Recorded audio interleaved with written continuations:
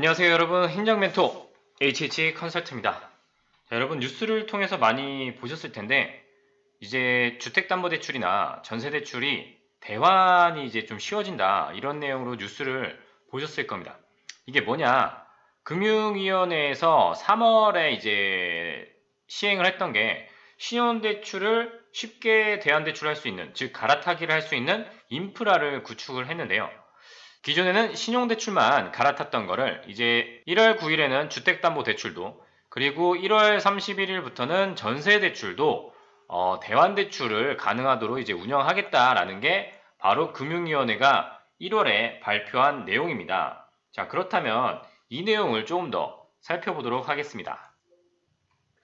쉽게 말해서 이러한 갈아타기 플랫폼을 제공을 하게 되면 이 대출 상품을 이용하는 금융 소비자들이 편리함을 얻게 되겠죠. 예를 들면 지금은 금융회사 여러 곳을 방문해서 금리와 한도를 비교하겠지만, 이 지금 인프라가 구축이 된 이후에는 이제 어플입니다. 플랫폼이죠. 이걸로 조건을 손쉽게 비교할 수 있기 때문에 시간과 비용이 절약이 되는 효과가 있겠죠. 자, 그렇다면 구체적으로 내가 대환대출을 하고 싶은데 내가 대상인지부터 살펴보도록 하겠습니다.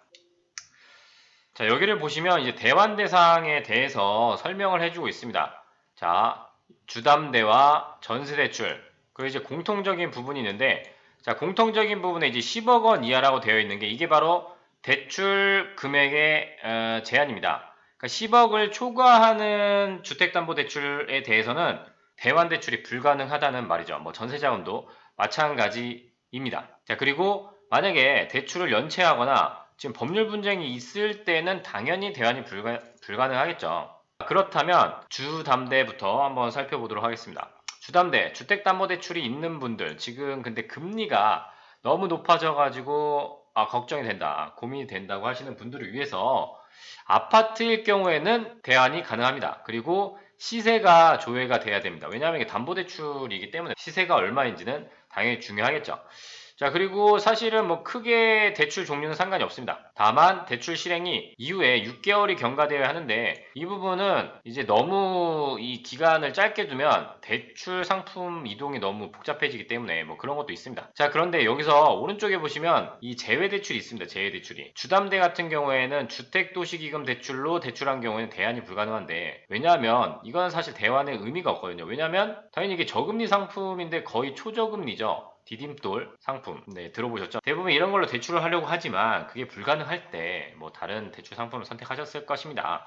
그렇기 때문에 주택도시기금에 디딤돌 대출 같은 거는 안 된다라는 걸 염두에 두시면 되고, 그리고 그 외에도 제외대출이 이만큼 있습니다. 그러니까 혹시라도 본인의 대출이 여기에 해당되시는 분들은 안 된다, 아쉽지만 안 된다라는 거를 기억을 해두시면 되겠습니다. 자, 그러면 주택담보대출 말고 전세대출일 경우에, 자, 전세대출은 아파트만 해당되는 게 아니고 다 되는데, 여기서 중요한 건 바로 요겁니다. 보증부 전세자금대출. 이게 뭐냐, 앞에 보증부가 붙었습니다. 그러니까 보증이 있는 전세자금대출만 대환이 가능하다라고 이해하시면 되는데, 그래서 밑에 이렇게 설명을 해주고 있죠. 어디죠? 허그, 그리고 이제 한국주택금융공사, 그리고 SGI 서울의 보증 상품은 모두 가능한데 문제는 여기입니다. 동일한 보증기간 이용이 필요하다. 무슨 얘기냐? 내가 주택도시보증공사에서 이 대출을 했습니다. 그러면 대환을 하더라도 여기 허그의 대출 상품으로 이동을 할 수밖에 없다는 거죠. 즉 다른 데로는 이동이 불가능합니다. 그리고 전세대출은 이 대출 실행 후 이제 3개월부터 임차계약 기간 절반이 도과하기 전까지만 대환이 가능하니까, 이 기간이 넘었을 경우에는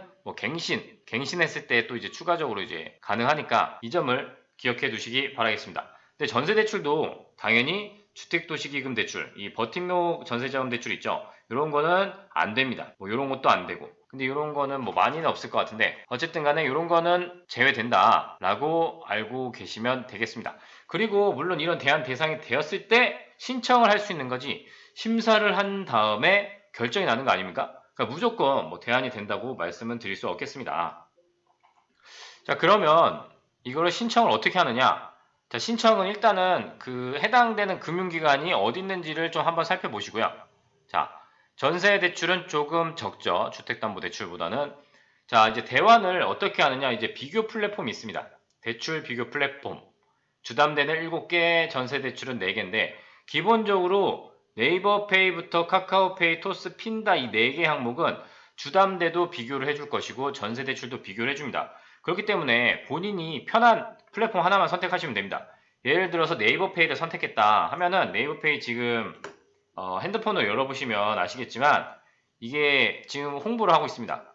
네이버페이에서 주택 그 담보대출 한번 조회를 해라 이런 게 있는데 보시면은 이렇게 네이버페이에서 대출 비교를 해주고 있습니다. 주택담보대출이라고 나와 있죠. 자, 해가지고 세로 받기는 이제 아까 신규 상품이 가능한 참여 금융기관이 있는데 여기서 가능한 거고 갈아타기는 이렇게 최저가 3.4%다. 이렇게 해서 최저금리를 조회를 한 다음에 본인이 해당이 될 수 있는 것에 대해서 신청을 하시면 된다. 그런데 꼭 네이버페이나 이런 걸 쓰지 않아도 됩니다. 자, 여기 보시면 뭐 본인이 만약에 신한은행에서 대출을 했다고 쳤을 때 신한은행의 어플이 있습니다. 신한은행 어플이. 그 어플에 들어가면은 똑같은 기능으로 제공을 해주기 때문에 그걸 이용하셔도 됩니다. 자, 아까도 말씀드렸지만 주담대는 지금 이용이 가능합니다. 주담대는. 그런데 전세대출 같은 경우에는 일단 계획이 1월 31일 수요일이기 때문에 아직까지는 아니라는 점을 염두에 두시고요.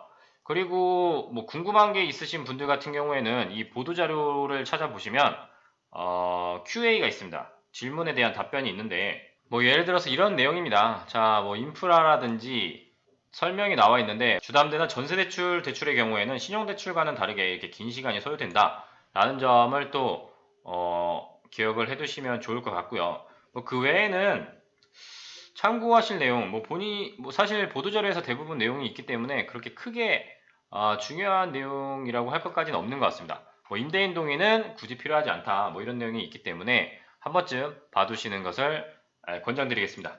자, 여러분 여기까지 주담대 대환대출, 전세자금대출, 대환대출, 인프라가 이제 구축이 된다라는 내용에 대해서 살펴보았고요. 좋아요와 구독 부탁드리고 지금까지 행정멘토 HH컨설트였습니다. 감사합니다.